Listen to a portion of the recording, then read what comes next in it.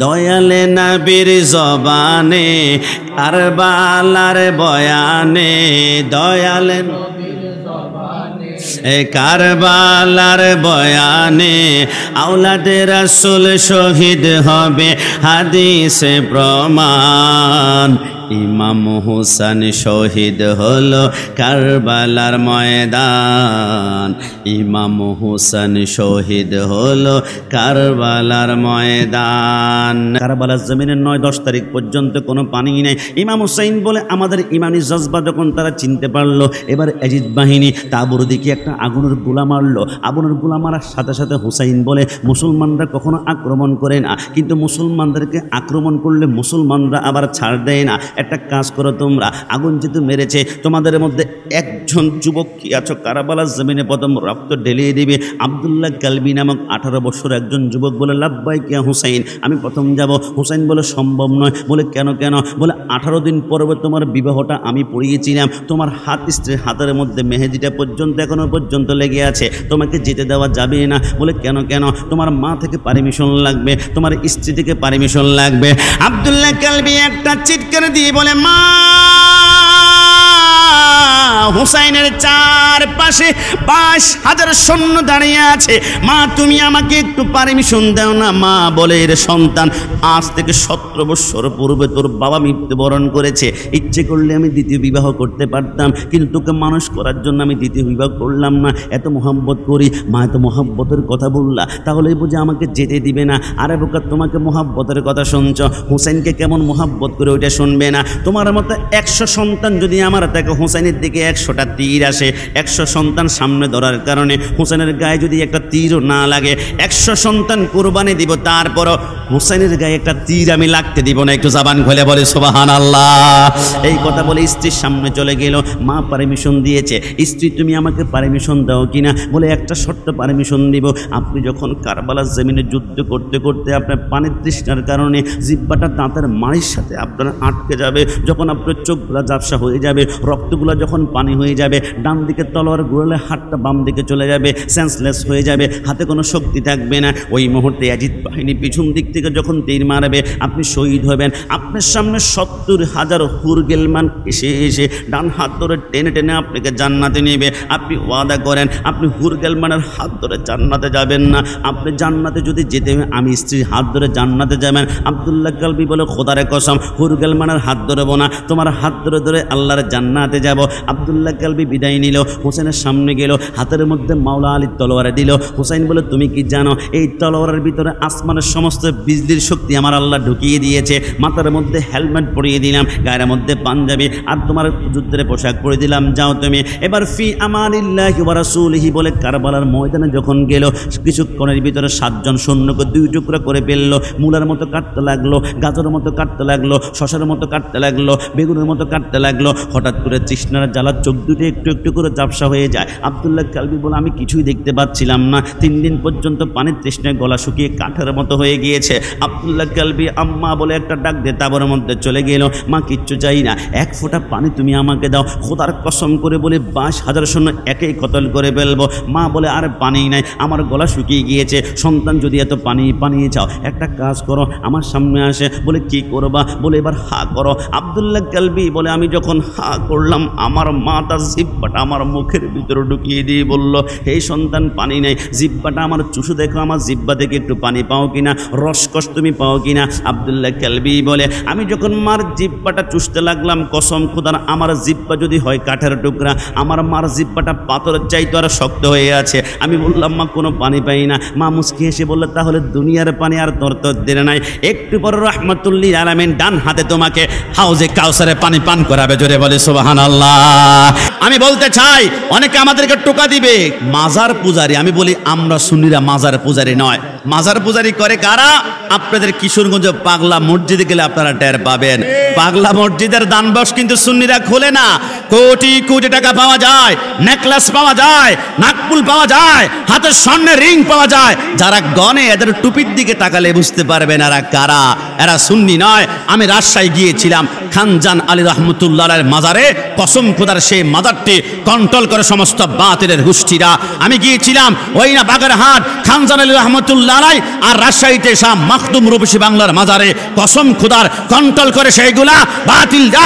শাহজালাল মাজারের পাশে গিয়ে দেখবেন সেইখানে বাতিলদের বিশাল একটা দুর্গ আছে। আরে সুন্নিরা মাজার নিয়ে ব্যবসা করে না, সুন্নিরা দুনিয়া আল্লাহর নবীর প্রেমের ব্যবসা করে, বাতিলরা ব্যবসা করে বদনাম হয়। সুন্নিরা মাজার নিয়ে ব্যবসা করে না, মাজার নিয়ে ব্যবসা করে বাতিল সম্প্রদায়। কথা বলো ঠিক কি না? এই জন্য আমরা বলেছি আহলে সুন্নাত ওয়াল জামাত হক। এই জন্য 20 টাকার নোট থেকে মসজিদ সরিয়ে মন্দির ততক্ষণ পর্যন্ত পকেটে নিব না যতক্ষণ না আমাদের সেই মসজিদ আগের জায়গায় না যাবে। সবাই বলি ইনশাআল্লাহ, না জবান খুলে ইনশাআল্লাহ। বক্তব্যের প্রারম্ভে আমি একটু প্রতিবাদ করেছি, কি আমার উপর রাগ করেছেন? প্রতিবাদ করার কারণ আছে তো। তুমি মেসোয়া করা ফজিলত তো জানো, খাবার শেষে মিষ্টি মুখের হাদিসটাও মানো, শুধু হক কথাটা উচ্চ সুরে বলতে পারো না, অন্যায় দেখে বারুদ হয়ে চলতে পারো না। কথা বলো ঠিক কিনা? কেমন মুসলমান তুমি একটু বলো না, কেমন তোমার ঈমান একটু বলো না, তুমি মেসোয়া করা ফজিলত তো জানো। ইসলামের বিরুদ্ধে, নবীর বিরুদ্ধে, কোরআনের বিরুদ্ধে কথা বললে মাকে ছাড় দেওয়া হবে না, বাবাকে ছাড় দেওয়া হবে না। কারণ সুন্নিরা দুনিয়া লোভী নয়, নবী প্রেমের লোভী। আল্লাহ আমাদেরকে বানিয়েছেন সুন্নি। তাকদীর কি বাত হ্যায়। এমন কোন মুনাফিকের বাচ্চা আছো যে আমাকে প্রশ্ন করবা? রাসূল ইলমে গায়েব জানে না দূরের কথা, যে কোনো প্রশ্ন করবা তোমাদেরকে এখন আমি জবাব প্রদান করব। একজন প্রশ্ন করে, মাওলা আলী কষ্ট নিবেন না, আপনি নামাজ পড়েন, নামাজের সময় নাকি আল্লাহ আমাদেরকে দেখে, আপনি কি কখনো নামাজের সময় আল্লাহকে দেখেছেন? মাওলা আলী বলো, আল্লাহ খোদার কসম, নামাজের প্রথম রাকাতে দাঁড়াই, একটা সিজদা করি, সিজদা করে তোমরা বৈঠক দাও, বৈঠক দেওয়ার পরে আরেকটা সিজদা করো। আমি আলী একটা সিজদা করে বৈঠক দেই, ততক্ষণ পর্যন্ত আরেকটা সিজদা করি না যতক্ষণ না আমি স্বয়ং আল্লাহকে দেখতে পাই। একটু জবান খুলে বলে সুবহানাল্লাহ। এবার বলতে মা ফাতেমা, তিনি কোন মা ফাতেমা? আমাদের নিকলি রোদার পর্দা আমাদের এই মুহূর্তে যদি কারাগার আশেপাশে মা বোনদেরকে জিজ্ঞেস করেন, মা আপনি কি 30 দিন নামাজ পড়তে পারেন? বলবে এটা কখনো সম্ভব নয়। প্রত্যেক মাসে নির্দিষ্ট একটা সময় আমাদের পিরিয়ড হয়, আমাদের মাসিক হয়, ওই সময়টা নামাজ পড়া হারাম। পৃথিবীর জমিনে এমন কোনো নারী বুকে হাত দিয়ে বলতে পারবে না আমি 30 দিন নামাজ পড়তে পারি। কিন্তু সৃষ্টি জগতে একজন নারী আছে, জন্মের পর থেকে মৃত্যুর আগ পর্যন্ত জীবনে এক ওয়াক্ত নামাজ কোনোদিন ছাড়ে নাই, হায়েজ হয় নাই, নিপাস হয় নাই। তিনি কে? ইন্নামা ইউরিদুল্লাহু লিইউযহিবা আনকুমুর রিজসা আহলাল বাইতি ওয়া ইউতাহহিরাকুম তাতহীরা। তিনি হচ্ছেন মা ফাতেমা। জীবনে হায়েজ হয় নাই, নিপাস হয় নাই, কারণ হায়েজ মাসিকের রক্ত হচ্ছে নাপাক, নাপাক থেকে আল্লাহ আহলে বাইতকে পবিত্র রেখেছেন। আপনি বলবেন কাশিমি মানি না, বলে কেন? ঢাকা ইস্কর হসপিটালের মধ্যে গিয়ে শুনলাম একজন মার পেটে সন্তান যখন থাকে, ওই মার পেটে সন্তান আসার পর থেকে মার কোনোদিন আর মাসিকের রক্ত বের হয় না। কেন? কারণ ওই মায়ের পেটে যে রক্তটা বের হতো, এটা সন্তানকে পেটের মধ্যে খাইয়ে খাইয়ে আল্লাহ সন্তানকে পেটের মধ্যে বাঁচিয়ে রাখে। তো মা ফাতেমার যদি কোনোদিন হায়েজ নেপাস না হয়, হাসান হুসাইন মার পেটের মধ্যে কি খেলো, কি খেয়ে তারা বেঁচে ছিল? আলা হযরত আজিমুল বরকত চমৎকার বলেছেন, তেরে নসলে পাক মে হে बच्चा बच्चा नूर का तू है आईने नूर तेरा सब घराना नूर का। गाছ যদি হয় নূরার, ফল হবে নূরার, ডাল হবে নূরার, পাতা হবে নূরার। রাসূলুল্লাহর নূর, ফাতেমা নূর, আলী নূর, হাসান নূর, হুসাইন নূর। আল্লাহর কসম, যারা নূরের হয় এদের পেটের ভিতরে রক্ত খাদ্য লাগে না, এদের খিদে লাগলে ডাইরেক্ট আল্লাহ জান্নাত থেকে বালাখানার ব্যবস্থা তার পেটে ট্রান্সফার করে। একটু জবান খুলে বলি সুবহানাল্লাহ। আহলে বাইতের সদস্য হযরতে হাসান হুসাইন। একটা বার কি চিন্তা করেছি কারবালার জমিনে হুসাইন কেন শহীদ হলো? কিরে ভাই, প্রথম বড় ভাই হচ্ছে হাসান, ছোট ভাই হচ্ছে বাবা হুসাইন। তো তো জবাই করলে প্রথম তো কোরবানি করলে সিরিয়াল মেন্টিংয়ে আসে হযরতে হাসান, কিন্তু হাসানকে শহীদ না করে আল্লাহ হুসাইনকে কেন করেছেন শামে কারবালার মধ্যে লেখা হয় একটি কারণে। কারণ কি জানো, আমার সরকারে মদিনার নাভি থেকে মাথার তালু পর্যন্ত দেখতে যেমন লাগে, আল্লাহ হযরতে হাসানকে নাভি থেকে মাথার তালু পর্যন্ত রসুল্লাহর মতন করে বানিয়েছেন। হযরতে হাসানের দুইটা চোখ রসুল্লাহর চোখের মতো লাগতো, হাসানের দুই নাভি রসুল্লাহর নাভির মুবারকের মতো লাগতো, হাসানের দুইটা হাত রসুল্লাহ হাতের মতো লাগতো, হাসানের গলা রসুল্লাহর গলার মতো লাগতো। আর হযরতে রসুল্লাহর নাভি থেকে বাদা পায়ের তালু পর্যন্ত রসুল্লাহ যেমন দেখতো হুসেনের তেমন। আমার আল্লাহ বলে হাসান কেমন দেখাতো, রসুল্লাহর নাভি থেকে মাথার তালু পর্যন্ত। তাহলে হাসানের কান রসুল্লাহর কান মোবারকের মতো, হাসানের গলাটাও রসুল্লাহর গলার মতো। কারবালার জমিনে আমার হাসানকে যদি চিৎ করে শোয়াই দেওয়ার পরে শিবর নামক ওই কুত্তা হাসানের গলার মধ্যে ছুরি লাগাতো, মনে হয় সে হাসানের গলায় ছুরি লাগায় নাই, রসুল্লাহর গলার মধ্যে ছুরি লাগিয়েছে। এই দৃশ্য আমি আল্লাহ বরদাস্ত করতে পারবো না। রসুলের মতো যদি হয় দেখতে রসুল্লাহর মতো, আমি আল্লাহ বরদাস্ত করতে পারতাম না, তামাম দুনিয়া নাস্তানাবুদ হয়ে যেত। রসুলের মতো যেত গলা, এই জন্য হাসানকে বাঁচিয়ে আমি হুসাইনকে কোরবানি করে বুঝিয়ে দিলাম। এক এক ফুটা রক্তের বিনিময়ে ৭০,০০০ হুসাইনিকে আমি আল্লাহ ফুলসে রাত পার করাবো। জোরে বলে সুবহান। গোল্ড অফ মদিনা, সুন্নিয়তের অহংকার। নবী এলমে গায়েব কি খবর দেনে ওয়ালা, এই কথার মধ্যে কোনো সন্দেহ নাই। একটু জবান খুলে সন্দেহ, কারণ নবী এমন একজন নবী, দু জাহানের বাদশাহ, নূরে মুজাসসাম। আমাদের পোস্টারে লেখা আছে নারায়ে তাকবীর আল্লাহু আকবার, এরপর নারায়ে রিসালাত ইয়া রাসূলুল্লাহ। কিন্তু বাংলাদেশের অসংখ্য পোস্টারে নারায়ে তাকবীর আল্লাহু আকবার, বাংলাদেশ জিন্দাবাদ। কিরে আমার নবী গেল কোথায়? তোমার পোস্টারে দুনিয়ার এমপি মন্ত্রীর নাম থাকে, চেয়ারম্যান মেম্বারের নাম থাকে, নবীর নাম মনে রাখবেন। নবীর নাম হচ্ছে রাহমাতুল লিল আলামিন। কসম খোদার, যে একজন ব্যক্তি পাওয়া যাবে না যে একজন সুন্নি জঙ্গি হয়েছে, একজন সুন্নি বোমা হামলা করেছে। মনে রাখবেন, যাদের অন্তরে নবী আছে এরা কখনো জঙ্গি হতে পারে না। যাদের অন্তরে গোস্তাকে রসুল রয়েছে, বেয়াদব করে এরা হচ্ছে জঙ্গি। এই জন্য আমরা জঙ্গি হতে চাই না, আমরা দুনিয়া প্রেমিক হতে চাই না, আমরা চাই নবী প্রেমিক হতে। আল্লাহ কবুল করে সবাই বলি আমিন। আর সেই জন্যই আজকে আমার স্নাসপদ মোহাম্মদ ভালোবাসার আপনাদের সকলের সুপরিচিত অসংখ্য আলেম যাকে চয়েস করে, লাইক করে, পছন্দ করে। কি তার টাকা আছে, তার বাবা এমপি, তার বাবা মন্ত্রী, সে ২০ টাকার মালিক, তার BMW গাড়ি আছে, তার R15 মোটরসাইকেল না, কিছুই তো নাই, কত কোটিপতি না। তারপরও স্নাসপদ মোহাম্মদ রিজনের ডাকে চট্টগ্রাম থেকে আমরা আসলাম একটি কারণে, তার সাথে আমার সম্পর্ক রক্তের চাইতো দামি সম্পর্ক হচ্ছে ইমানি সম্পর্ক। কথা বলা ঠিক না? এজন্য আমরা বলি, আমার স্ত্রী যদি আমার নবীর বিরুদ্ধে জিহ্বা নাড়ায়, সেকেন্ডের ভিতরে ১ তালাক, ২ তালাক, ৩ তালাক। কিন্তু রাস্তার কোনো মুসি যদি নবীকে ইয়া নবী সালাম আলাইকা বলে সালাম দেয়, সেকেন্ডের ভিতরে বুকে টান দিব। রাস্তার কুলি আর আমাদের আশেপাশে মেথরো যদি নবীকে ইয়া রাসূলুল্লাহ বলে ডাক দেয়, কসম খোদার বুকে নিব। কারণ ইয়া রাসূলুল্লাহর ডাক অনেকে বিদআতি বলবে, অনেকে ফালতু স্লোগান বলবে, কিন্তু এই ডাক কোত্থেকে শিখেছি আমরা? সিদ্দিক আকবর বলে আমি আমার কন্যা হযরতে আয়েশা রাদিয়াল্লাহু তাআলা আনহাকে বিবাহ দিয়েছিলাম।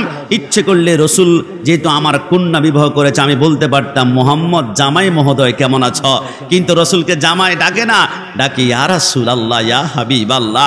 ফারুক আজমের কন্যা হযরতে হাফসাকে রাসূলুল্লাহর কাছে বিবাহ দিয়েছিল।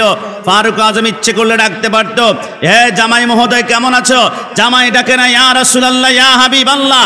হযরত উসমান রাসূলুল্লাহর ২ জন কন্যাকে বিবাহ করেছিল, ইচ্ছে করলে বলতে পারত শ্বশুর মহোদয় কেমন আছেন, শ্বশুর ডাকে না ইয়া রাসূলুল্লাহ। হযরতে মা ফাতেমাকে মাওলা আলী বিবাহ করেছিল, শ্বশুর আব্বা ডাকতে পারতো, ডাকে না শ্বশুর আব্বা ডাকে ইয়া রাসূলুল্লাহ।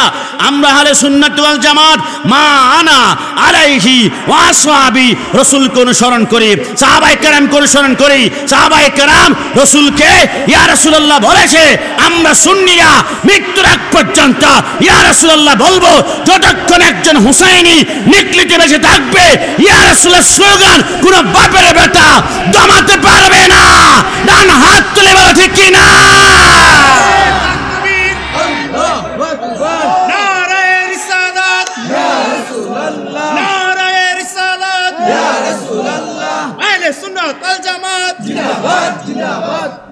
নবীকে ভালোবাসি বলেই সুন্নিদের বড় অপরাধ। নবীকে ভালোবাসি বলে সুন্নিরা জিলাপি খোর, নবীকে ভালোবাসি বলে সুন্নিরা মাজার পূজারি, নবীকে ভালোবাসি বলে সুন্নিরা বন্ড।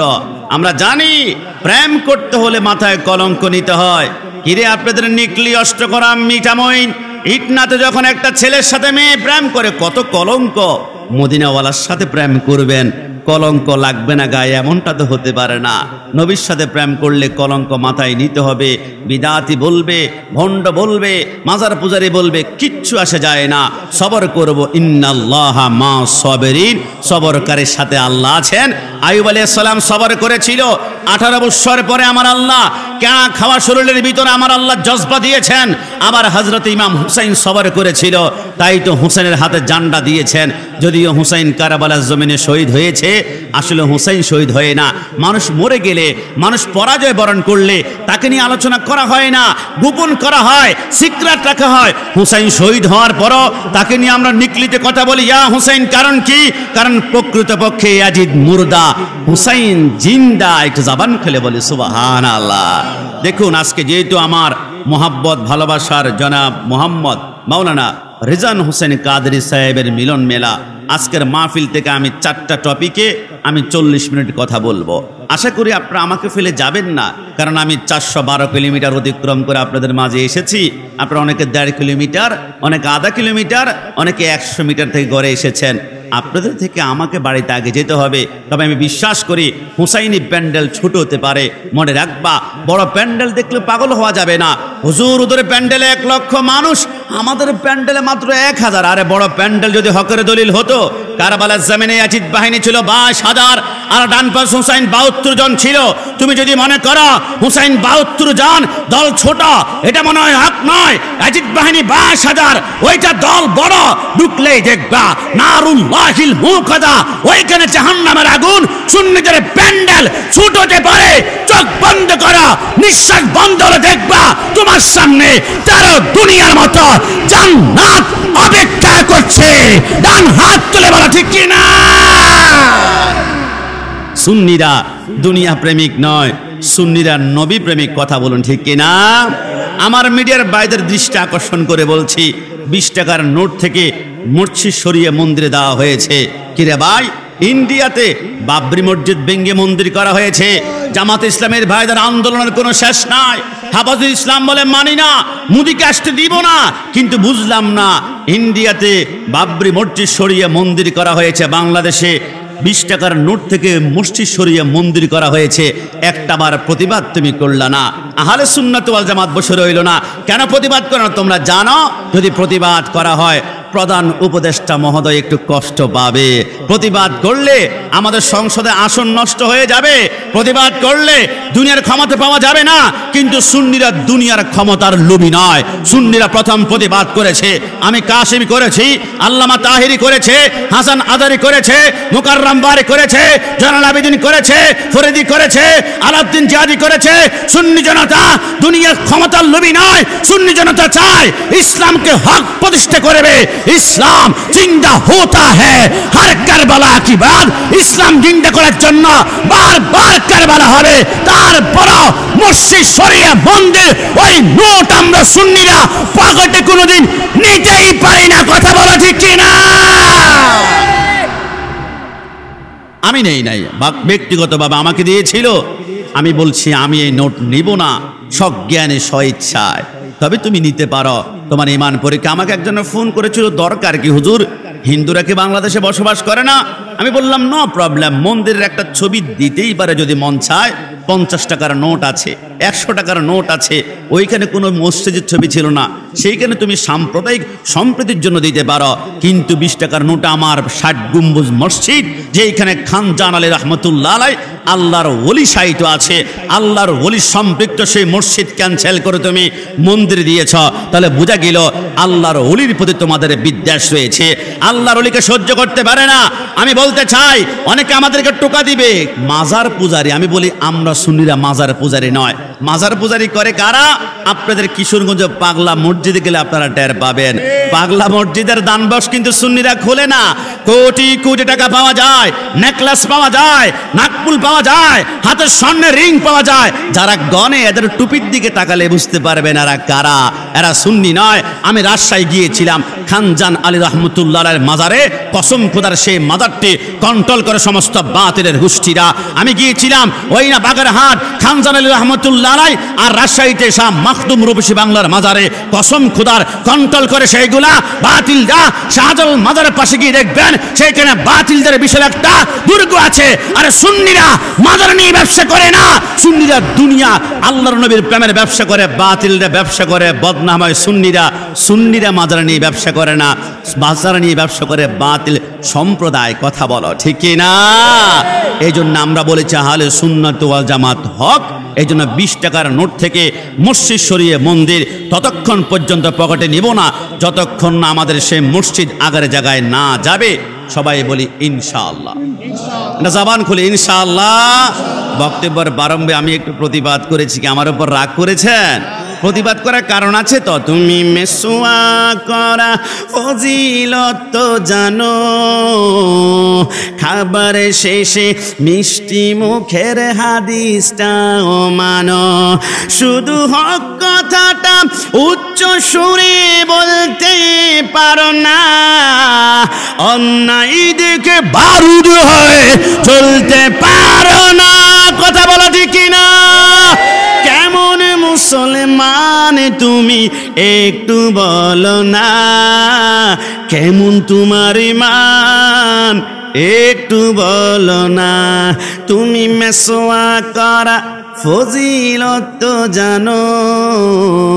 ইসলামের বিরুদ্ধে, নবীর বিরুদ্ধে, কোরআনের বিরুদ্ধে কথা বললে মাকে ছাড় দেওয়া হবে না, বাবাকে ছাড় দেওয়া হবে না। কারণ সুন্নিরা দুনিয়া লোভী নয়, নবী প্রেমের লোভী। আল্লাহ আমাদেরকে বানিয়েছেন সুন্নি।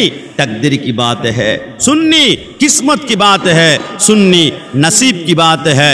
ला इलाहा ला पढ़ ला इलाहा ला जप ला इलाहा ला पढ़ ला इलाहा। আল্লাহ রাব্বুল আলামিন আপনাকে আমাকে সুন্নিয়তের মধ্যে কবুল করেছেন। সবাই জবান খুলে বলি আলহামদুলিল্লাহ। দেখুন আজকে আমাদের জনাব মোহাম্মদ মাওলানা রিজওয়ান হোসেন কাদরী সাহেবের জন্মদিন উপলক্ষে ইচ্ছে করলে হিন্দি গান বাজানো যেত, ডেক সেট বাজানো যেত, নাচ হতো।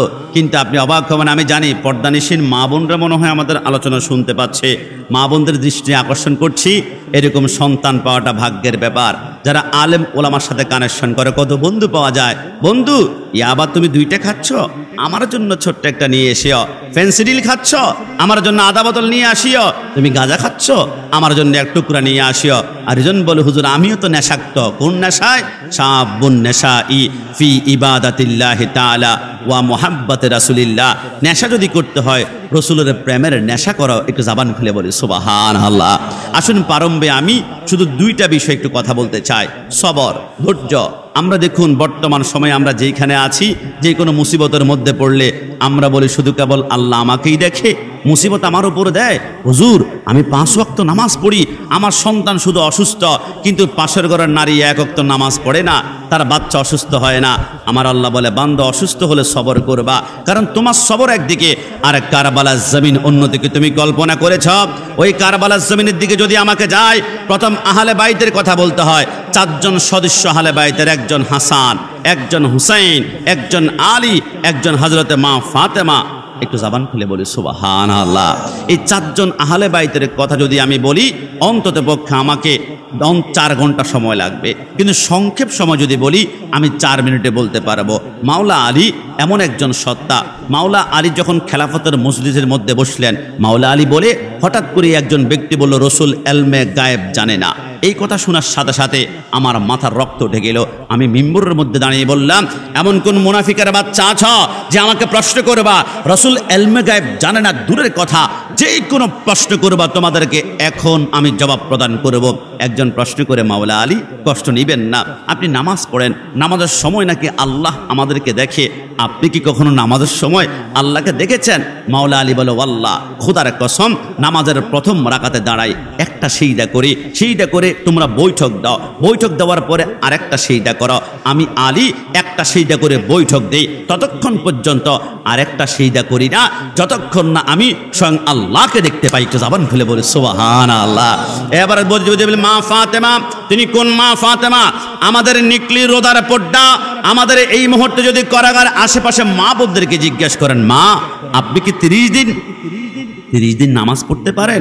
বলবে এটা কখনো সম্ভব নয়। প্রত্যেক মাসে নির্দিষ্ট একটা সময় আমাদের পিরিয়ড হয়, আমাদের মাসিক হয়, ওই সময়টা নামাজ পড়া হারাম। পৃথিবীর জমিনে এমন কোনো নারী বুকে হাত দিয়ে বলতে পারবে না আমি 30 দিন নামাজ পড়তে পারি। কিন্তু সৃষ্টি জগতে একজন নারী আছে, জন্মের পর থেকে মৃত্যুর আগ পর্যন্ত জীবনে এক ওয়াক্ত নামাজ কোনোদিন ছাড়ে নাই, হায়েজ হয় নাই, নিপাস হয় নাই। তিনি কে? ইন্নামা ইউরিদুল্লাহু লিইউযহিবা আনকুমুর রিজসা আহলাল বাইতি ওয়া ইউতাহহিরাকুম তাতহীরা। তিনি হচ্ছেন মা ফাতেমা। জীবনে হায়েজ হয় নাই, নিপাস হয় নাই, কারণ হায়েজ মাসিকের রক্ত হচ্ছে নাপাক, নাপাক থেকে আল্লাহ আহলে বাইতকে পবিত্র রেখেছেন। আপনি বলবেন কাশিমি মানি না, বলে কেন?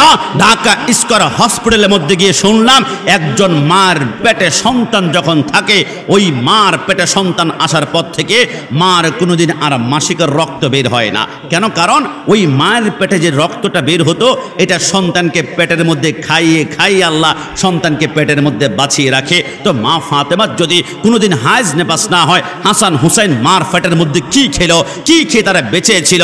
আলা হযরত আজিমুল বরকত চমৎকার বলেছেন, তেরে নসলে পাক মে হে बच्चा बच्चा नूर का तू है आईने नूर तेरा सब घराना नूर का। गाछ যদি হয় নূরার, ফল হবে নূরার, ডাল হবে নূরার, পাতা হবে নূরার। রাসূলুল্লাহর নূর, ফাতেমা নূর, আলী নূর, হাসান নূর, হুসাইন নূর।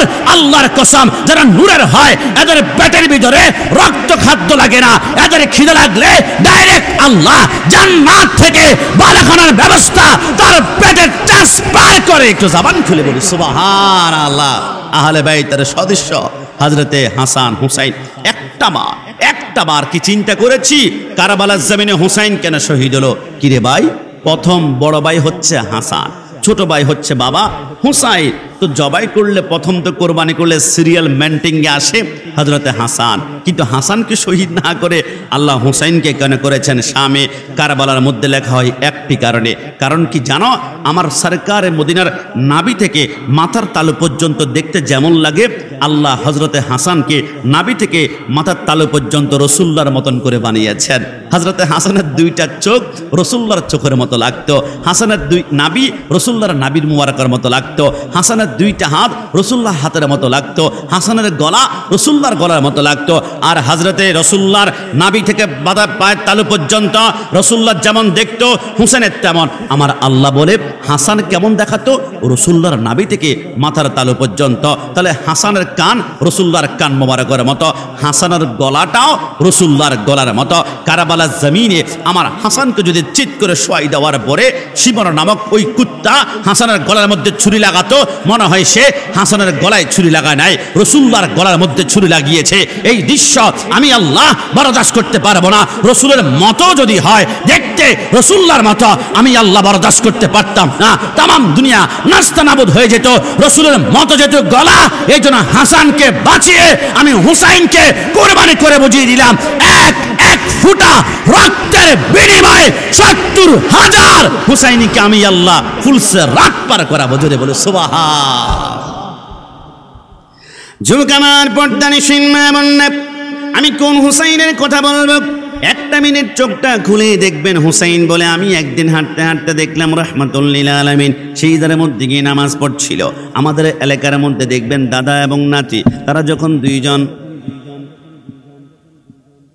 লা ইলাহা ইল্লাল্লাহ লা ইলাহা ইল্লাল্লাহ লা ইলাহা লাউ জপ লা ইলাহা ইল্লাল্লাহ লা ইলাহা ইল্লাল্লাহ লা ইলাহা ইল্লাল্লাহ লা ইলাহা ইল্লাল্লাহ। ও ভাই বহু দূরে মদিনা, মদিনার রাস্তা চিনি না। দয়াল আল্লাহ দয়া কর, দয়াল আল্লাহ কর, যাব আমি মদিনা। লা ইলাহা লাউ পড় লা ইলাহা, লাউ জপ লা ইলাহা, লা জোরে লা ইলাহা।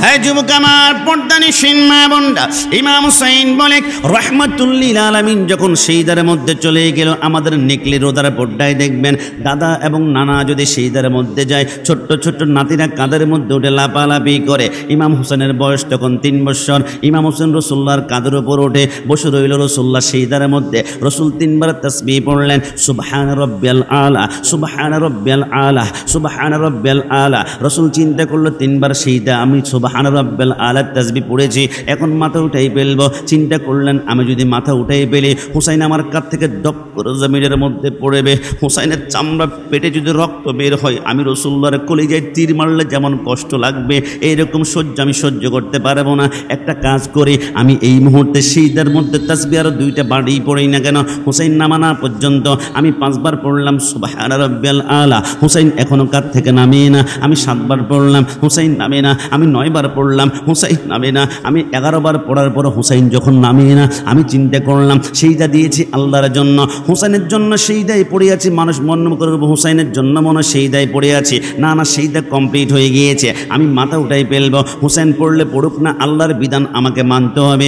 আজ রাসূলুল্লাহ বলল, আমি যখন মাথা উঠাবো, আমার আল্লাহ বলে জিব্রাইল তোমাকে 600 নূরের পাখা দিয়েছি, একটা পাখা জমিনে দপ করে বাড়ি দিলে সেকেন্ডের ভিতরে তামাম দুনিয়া সফর করতে পারো। আমার বন্ধুর কানে কানে বলে দাও, আমার হুসাইন যতক্ষণ না কাঁধ থেকে নামবে অতক্ষণ পর্যন্ত সুবহান রব্বিল আলা পড়তেই থাকবে। আমার রসুল বলে 20 বার পড়লাম সুবহান রব্বিল আলা, হুসাইন কাঁধ থেকে নামে না। 30 বার পড়লাম, হুসাইন কাঁধ থেকে নামে না। 50 বার পড়লাম, হুসাইন কাঁধ থেকে নামে না। 70 বার পড়লাম, হুসাইন কাঁধ থেকে নামে না। তিরমিজি শরীফের মধ্যে লেখে 72 বার পড়ার পর হুসাইন যখন কাঁধ থেকে নামলো, আল্লাহর নবী সরকারে মদিনা সাহাবায়ে কেরাম বলে, নবী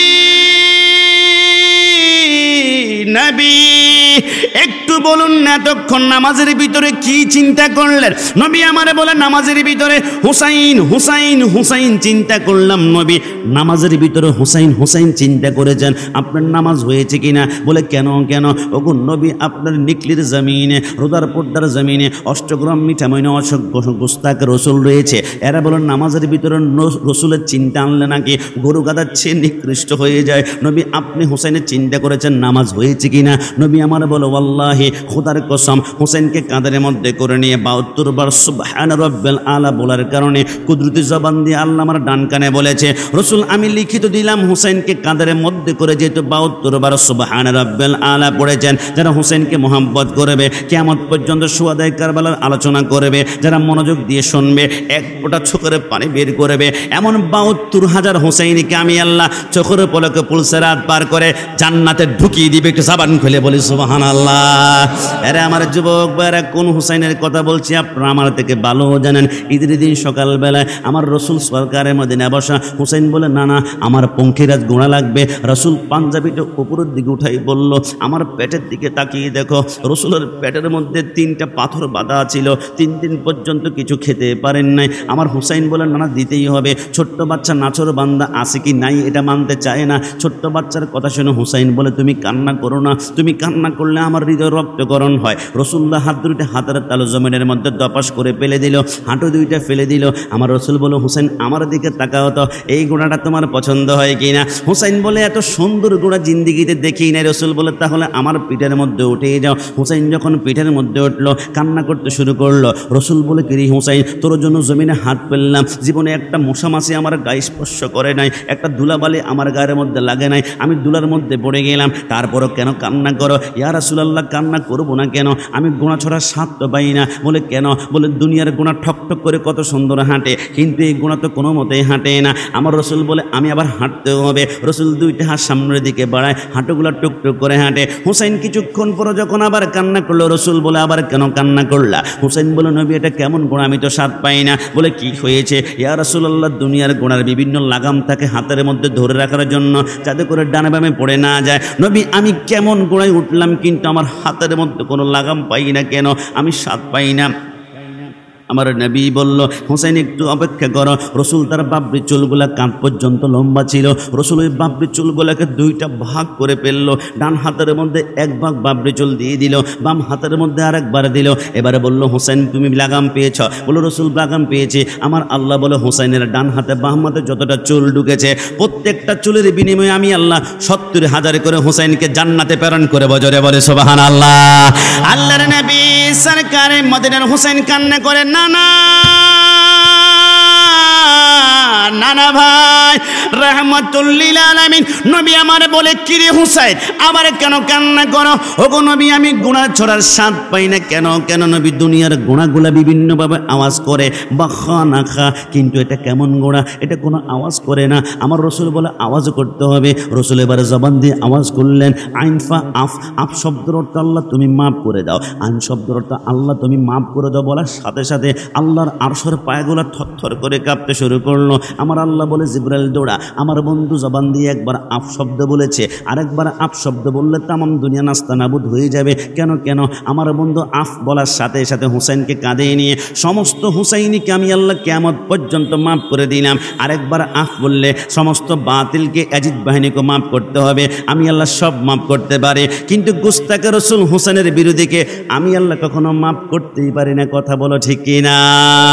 ওই মদিনায় আছেন আমার জানে মুহাম্মদ রাসূল, সেই মদিনার প্রেমিক হয়ে আমি যদি করি ভুল, ভুলে বরা জীবন আমার, ভুলে বরা জীবন আমার, তাতে দুঃখ লাগে না।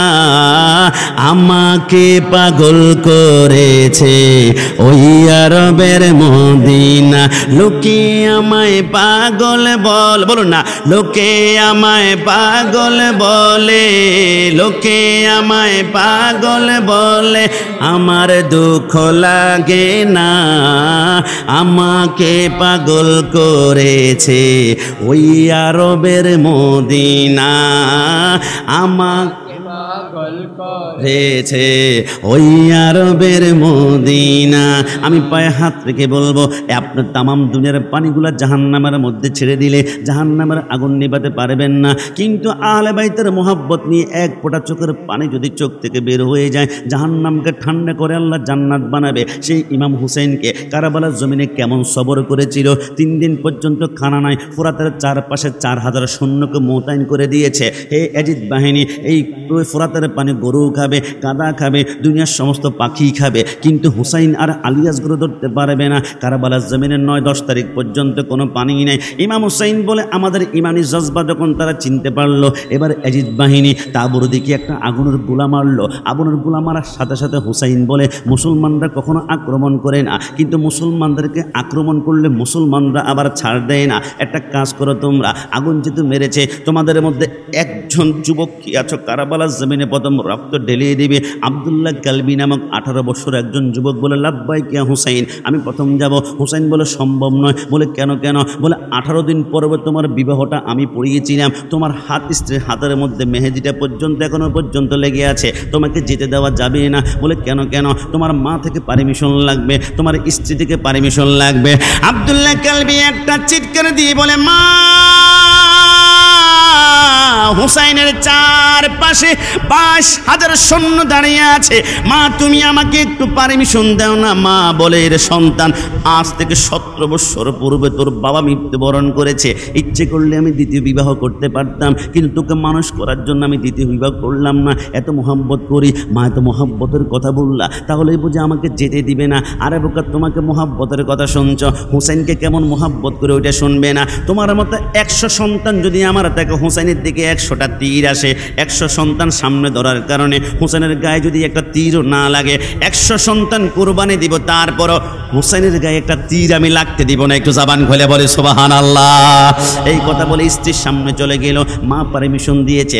স্ত্রী তুমি আমাকে পারমিশন দাও কিনা? বলে একটা শর্ত পারমিশন দিব, আপনি যখন কারবালার জমিনে যুদ্ধ করতে করতে আপনার পানির তৃষ্ণার কারণে জিহ্বাটা দাঁতের মাড়ির সাথে আপনার আটকে যাবে, যখন আপনার চোখগুলো ঝাপসা হয়ে যাবে, রক্তগুলো যখন পানি হয়ে যাবে, ডান দিকে তলোয়ার ঘুরলে হাতটা বাম দিকে চলে যাবে, সেন্সলেস হয়ে যাবে, হাতে কোনো শক্তি থাকবে না। ওই মুহূর্তে ইয়াজিদ বাহিনী পিছন দিক থেকে যখন তীর মারবে, আপনি শহীদ হবেন। আপনার সামনে 70,000 হুরগেলমান এসে এসে ডান হাত ধরে টেনে টেনে আপনাকে জান্নাতে নেবে। আপনি ওয়াদা করেন আপনি হুরগেলমানের হাত ধরে জান্নাতে যাবেন না। আপনি জান্নাতে যদি যেতে হবে, আমি স্ত্রীর হাত ধরে জান্নাতে যাবেন। আব্দুল্লাহ কালবি বলে, খোদারে কসম, হুরগেলমানের হাত ধরবো না, তোমার হাত ধরে ধরে আল্লাহর জান্নাতে যাব।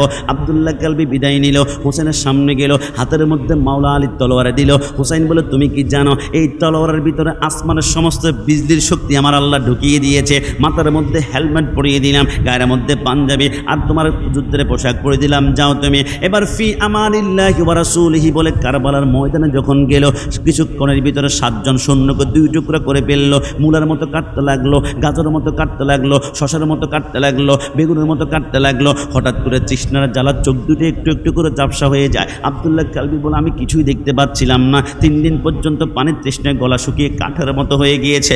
আব্দুল্লাহ কালবি আম্মা বলে একটা ডাক দিয়ে তাবরের মধ্যে চলে গেল। মা কিচ্ছু চাই না, 1 ফোঁটা পানি তুমি আমাকে দাও, খোদার কসম করে বলে 22,000 সৈন্য একেই কতল করে ফেলবো।